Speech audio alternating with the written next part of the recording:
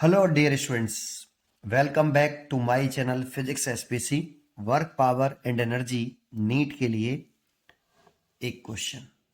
A particle is moving in a circular path of radius r under the action of force F. If at an instant velocity of the particle is v, the speed of the particle is increasing.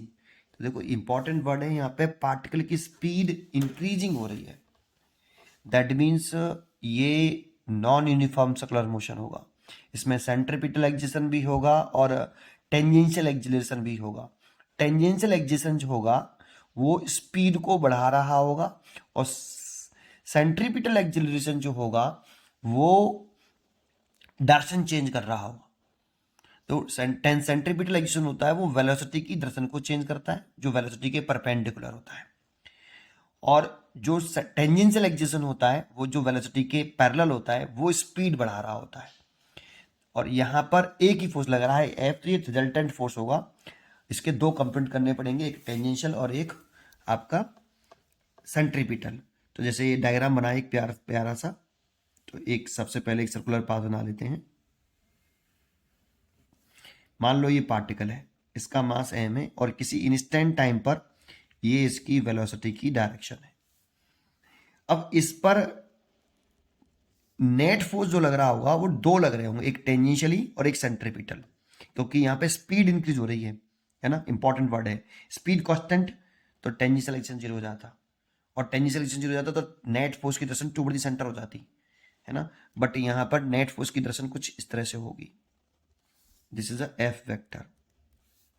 अब इसका एक component जो है वो इसकी direction को क्या कर रहा होगा, स्पीड को इंक्रीज कर रहा होगा, और एक कंपोनेंट इसका, एक नया डायग्राम बना के बताता हूं यहां, इसका एक कंपोनेंट ये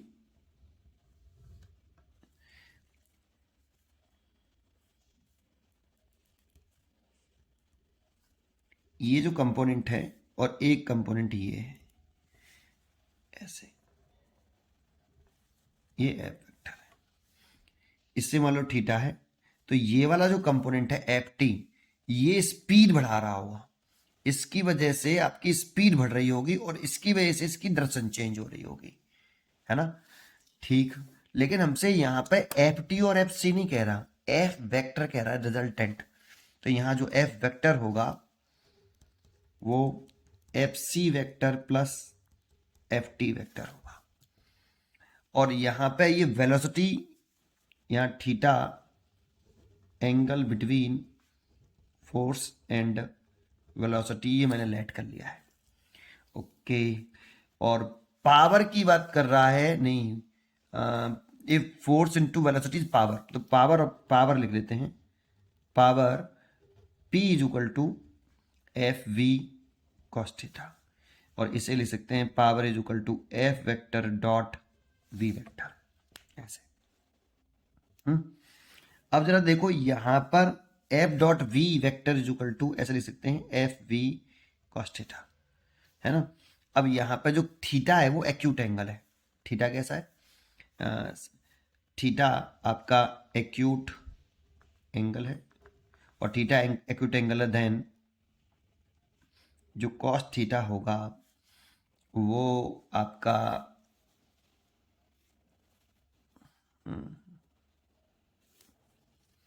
एक सेकेंड, लेकिन कॉस थीटा जो होगा वो पॉजिटिव होगा, और कॉस थीटा पॉजिटिव होगा तो पावर जो आएगी वो आपकी पॉजिटिव आएगी. F vector dot V vector जो होगा वो पॉजिटिव. दैट मीन्स पावर जो होगी F vector dot V vector greater than zero. तो ये चॉइस हो गई ग्रेटर देन जीरो. अब बच्चे सोचते हैं कि सर एफ वेक्टर अगर ऐसे हो जाए, देखो अगर ऐसे है तो यहां पर एक कंडीशन और सोचती है, ये केस नंबर फर्स्ट, इसमें स्पीड इंक्रीज हो रही होगी, स्पीड इंक्रीज कर रहा होगा ये वाला वेक्टर, और ये डायरेक्शन चेंज कर रहा होगा. बट इसमें सेकंड केस ये भी हो सकता था, बच्चे के माइंड में आ सकता है ये, कि इसमें एक सर्कल बना लें ऐसे, और वेलोसिटी की डायरेक्शन ऐसे रखें, और आपका फोर्स ऐसे लगा दें ऐसे, और इसका एक कंपोनेंट टेंजेंशियल फोर्स ऐसे आ जाए और सेंट्रीपिटल फोर्स ऐसे आ जाए। लेकिन अब ये स्पीड घट जाएगी, यहां स्पीड घटेगी, speed decrease due to Ft, लेकिन यहां स्पीड इंक्रीज होगी, इस जगह पर speed v increase due to tangential force. तो इस वाले केस में यहां पर ये एंगल देखें तो ये ऑब्ट्यूस एंगल हो गया। तो F vector dot V vector is equal to F V cos theta.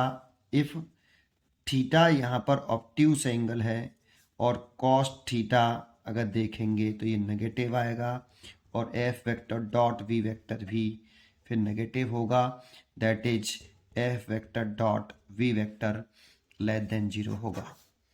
But यहां पे स्पीड डिक्रीज हो रही ना, इस वाली कंडीशन में स्पीड जो है वो डिक्रीज होगी, डिक्रीज, और इस वाले केस में स्पीड इंक्रीज होगी, इस वाले केस में स्पीड। और हमें चॉइस में इंक्रीजिंग स्पीड कहा है, इसीलिए इसकी जो चॉइस होनी चाहिए वो बी होनी चाहिए। B is a correct answer. पढ़ते रहिए और खुश रहिए। Thank you.